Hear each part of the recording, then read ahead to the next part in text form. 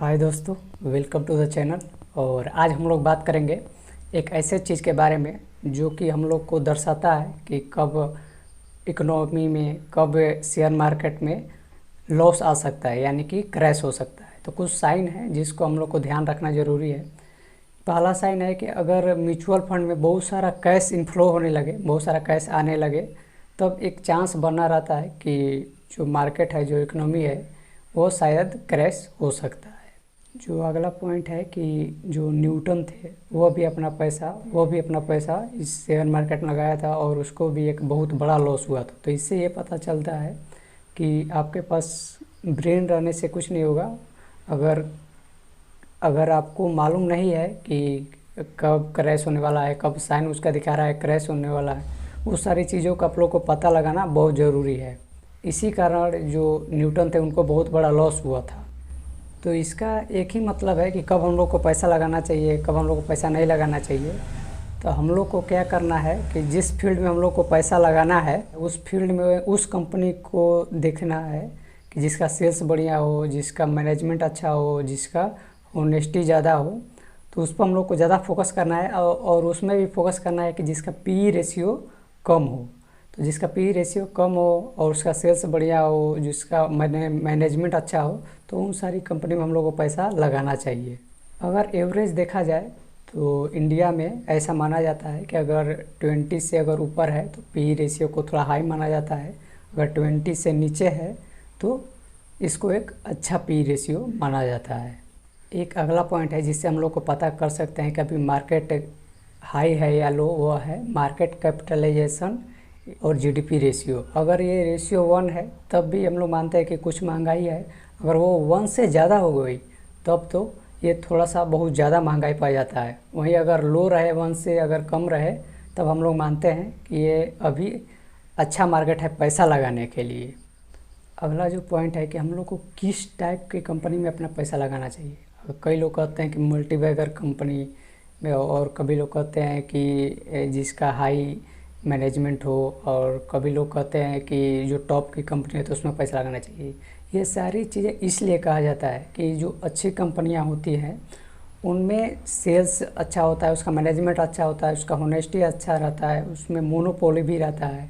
अगर ये चारों चीज़ें अगर मिल रही है और उसमें उस कंपनी पर डेप्थ की मात्रा कम हो या ना हो, तो वो कंपनी का ग्रोथ रेट है वो बढ़ते चला जाता है, जिसके कारण आपको हाई रिटर्न मिल सकता है और आने वाले समय में आपको अच्छा डिविडेंड भी मिल सकता है। अगर देखा जाए, अगर मल्टीबैगर जो कंपनियां होती है, जैसे कि राकेश झुनझुनवाला सर जी जब चुने थे अपना कंपनी टाइटन, तो उसमें क्या हुआ था कि उस समय उसका प्राइस तो काफ़ी कम था, एक शेयर का प्राइस बहुत कम था। लेकिन राकेश झुनझुनवाला सर क्या किए, उसका सेल्स देखे, उसका मैनेजमेंट देखे, उसका होनेस्टी देखे, उसका मोनोपोली देखे, और सबसे बड़ा ध्यान दिए कि उसका उस जो टाइटन है उसका अदर वर्क क्या है, यानी कि अगर उसका घड़ी बनाने का काम है, इसके अलावा वो कंपनी क्या क्या करती है। तो उस सारी चीज़ों को देखते हुए उन्होंने अपना पैसा उस कंपनी में लगाया, और जिसके चलते उनको बहुत हाई मात्रा में रिटर्न मिल रहा है। और इसको भी हम लोग को ध्यान रखना ज़रूरी है कि क्या वो कंपनी 20 साल बाद तक रह सकती है या नहीं रह सकती है। इसके लिए हम लोग को खुद पर सोचना पड़ेगा कि क्या जो कंपनी जो प्रोडक्ट बना रही है वो 20 साल बाद भी वो प्रोडक्ट लोग खरीदना चाहेंगे या नहीं। तो इसके लिए हम लोग एक चीज़ देख सकते हैं कि वो कंपनी लॉन्ग टर्म के लिए जा रही है नहीं, कि हम लोग खुद अपने से देख सकते हैं कि मेरा परिवार कौन सा प्रोडक्ट ज़्यादा यूज कर रहा है। चाहे हम सुबह उठते हैं तो कौन सा प्रोडक्ट यूज करते हैं जिसकी कंपनी इंडिया में है, जो मार्केट शेयर में लिस्टेड है, उस कंपनी का कौन सा प्रोडक्ट हम यूज कर रहे हैं। क्या वो प्रोडक्ट हम बार बार यूज करना चाहेंगे, या फिर 20 साल बाद हम लोग यही प्रोडक्ट यूज करते रहेंगे, या कुछ चेंज हो सकता है। तो ये सारी चीज़ें हम लोग को समझना और इसको डीप में समझना बहुत ज़रूरी है। अगर कुछ गाड़ियाँ हैं, अगर मान लीजिए हम लोग जाते हैं किसी पार्क में, या फिर अगर बाहर निकलते हैं कुछ सब्ज़ी खरीदने के लिए, तो वहाँ पर देखेंगे कि कौन सी गाड़ियाँ ज़्यादा डिमांड में है, कौन सी गाड़ियाँ ज़्यादा दिख रही है। तो इससे हम लोग को पता चलता है कि वो जो गाड़ी है, उस गाड़ी का जो कंपनी है वो अभी अच्छी खासी उस कंपनी का सेल्स हो रहा है। और जब किसी कंपनी का सेल्स होता है तो कंपनी का जो प्रोग्रेस रेट है वो बढ़ते चला जाता है, तो जिसके कारण इंडिया की इकोनॉमी में भी हेल्प होती है और उस कंट्री का डेवलप होने का चांस बढ़ता चला जाता है। अगर हम लोग को पैसा लगाना है तो हम लोग को किसी एक कंपनी में शेयर मार्केट में पैसा नहीं लगाना चाहिए, क्योंकि अगर देखा जाए तो जो लगभग 2000 के आसपास जो अच्छी कंपनियां रहती थी, जिसको हम लोग ब्लू चिप बोलते थे, वो आज की डेट में एग्जिस्ट नहीं करती है। कई कंपनियां है, ज़्यादा नहीं है लेकिन कई कंपनियां है। तो उसी टाइप से हम लोग को क्या करना है कि अपना जो पैसा है उसको डाइवर्सिफाई करना है, यानी कि 3, 4, 5 कंपनी में मैक्सिमम, अगर मेरे नज़र में देखा जाए तो 15 कंपनी तक लगा सकते हैं। और जो महान से महान इन्वेस्टर है उनका भी यही कहना है कि मैक्सिमम 10 to 15 अपना कंपनी लगा सकते हैं अपने पैसे के अनुसार।